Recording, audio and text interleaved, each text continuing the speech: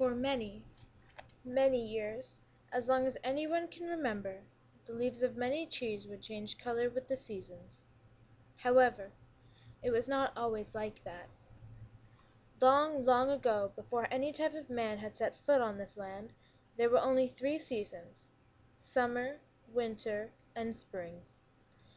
The changes between summer and winter were quite abrupt. Many animals had spent their summer waiting for the quick and steady snowfalls that often came with a temperature drop.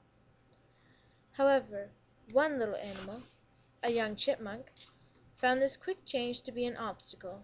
He never knew when he should start gathering acorns and other nuts before his hibernation. Many of the animals didn't. Therefore, many of the animals found it hard to survive the winter.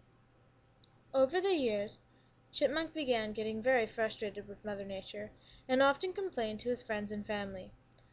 One day, while they were out and about playing in the forest, Chipmunk ran into a fairly interesting creature, a snake.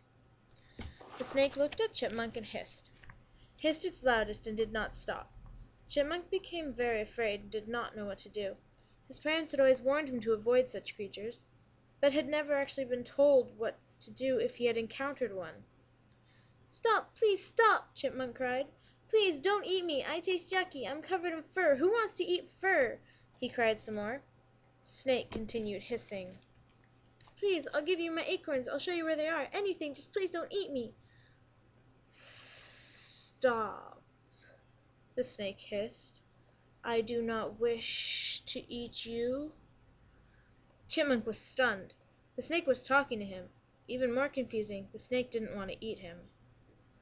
"Really?" Chipmunk asked in surprise. "Yes. I too have a similar issue as you," Snake said. "I too would like there to be more time to prepare before the snow falls," Snake explained. Chipmunk stared at Snake, confused as to how Snake had been somehow able to read his mind. "However, I cannot move as easily as you," Snake said. "So you must make the journey in my place." Chipmunk did not understand. What journey? Why? Where was he meant to go? "You must find Sister Tree," Snake explained.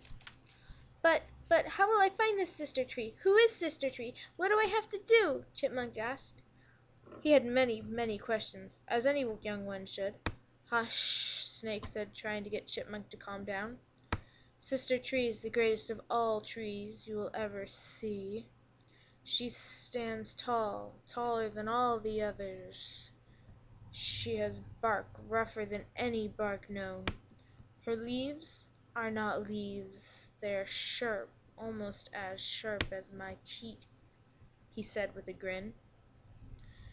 "She can be found in the woods. She stands alone in a clearing, deep, deep in these woods." Chipmunk nodded and understood what he must do.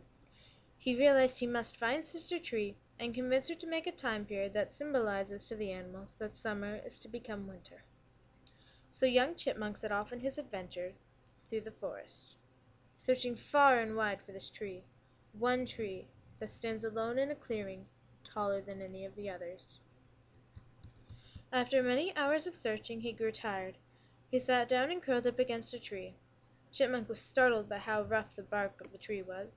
It was so rough it caused him pain, and he jumped away. A thought came to him. He looked up to the sky, up to the top of the trees, and saw this tree. This tree reached taller than any of the others around it. In fact, this tree stood alone in a small clearing.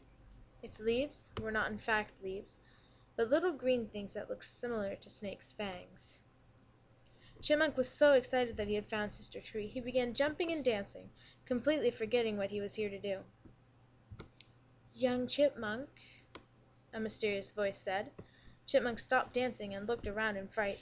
"Do not fear. I do not wish to harm you," the voice said again. Chipmunk slowly calmed down enough to turn carefully and see that Sister Tree had come alive. "What is it you are here to do?" Sister Tree asked. Chipmunk gulped. He had completely forgotten everything he was meant to say.